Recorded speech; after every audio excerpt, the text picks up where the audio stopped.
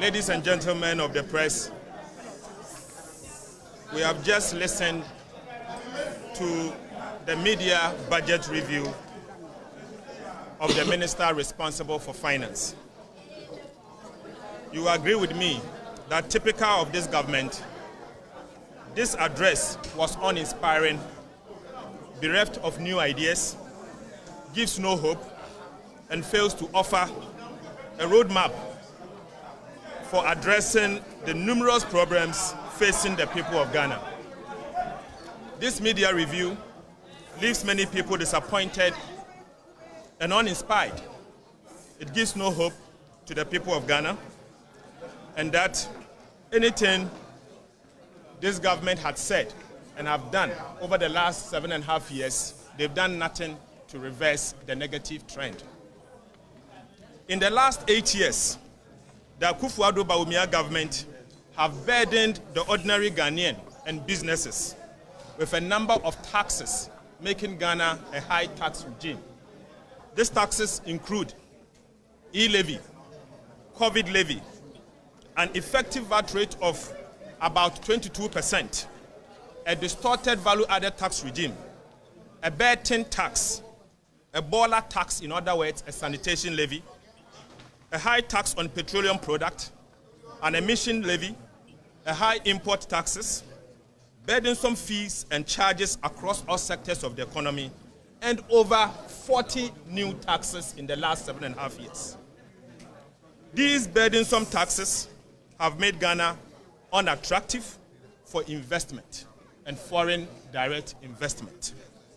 As a result, many Ghanaian businesses are relocating to Togo and Ivory Coast, among others. In fact, last week I heard of a company moving from Ghana to Benin Republic. Ghana has lost so many jobs opportunities as a result of the relocation of these businesses. This adds to the already high unemployment situation due to the fact that the government has failed to create new jobs. As a result of high import duties and levies at our port, Ghana is no longer an attractive gateway to West Africa. Our port, particularly the Tema port, has lost almost 50% of its traffic, with its further job losses.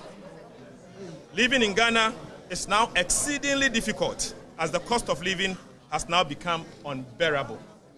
Ladies and gentlemen, many Ghanaians are unable to put food on the table for their families and loved ones. People can simply not make ends meet. In fact, the krom ayeshe. The krom ayeshe. That is the true state of our country. The high food prices are one of the major problems facing the people of Ghana today. Yet, this media review did not provide a roadmap to arrest the escalating food prices. Planting for Food and Jobs was a monumental failure, despite the billions of Ghana cedis that have been spent so far on the program.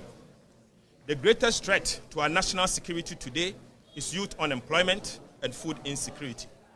These two factors are fueling the loss of confidence in our democracy, revealed in the recent Afrobarometer report on Ghana. Yet, this media review failed to address these two major concerns. At the very least, the NDC Minority Caucus expected nothing less than the removal or the abolition of the following new taxes: the e-levy, the COVID levy, the betting tax, the boiler tax, the emission levy, the VAT on domestic consumption of electricity, and addressing the distortions of the value-added tax regime. The Akufo-Addo government will be remembered as the government that has left Ghana behind with the following: bankrupt economy, default or yentumintua economy, a haircut economy, debt-riddled economy, overtax economy, high inflation economy, high food inflation economy, a shrinkflation economy, in fact, a high monetary policy rate economy, a high lending rate policy rate economy, a high unemployment economy, an extremely high youth unemployment economy, a misery or a witchery economy, a collapsed state-owned enterprises economy that they are leaving behind, a collapsed cocoa sector economy, a bankrupt Bank of Ghana, a Bank of Ghana that is positively insolvent to the extent that they are not in a position to generate enough revenue to run the affairs of the central bank. A bankrupt cocoa board, a high food inflation never witnessed in the Fourth Republic, and the highest youth unemployment never witnessed in the Fourth Republic. This is the legacy of the MPP Akufo-Addo Bawumia.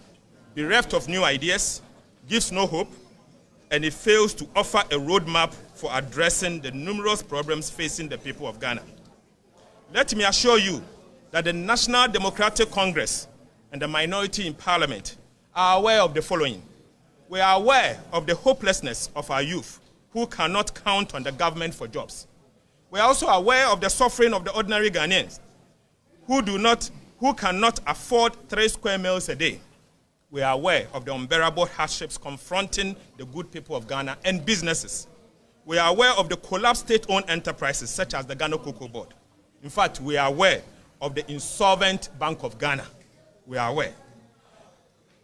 We are also aware that the rich have become a middle class.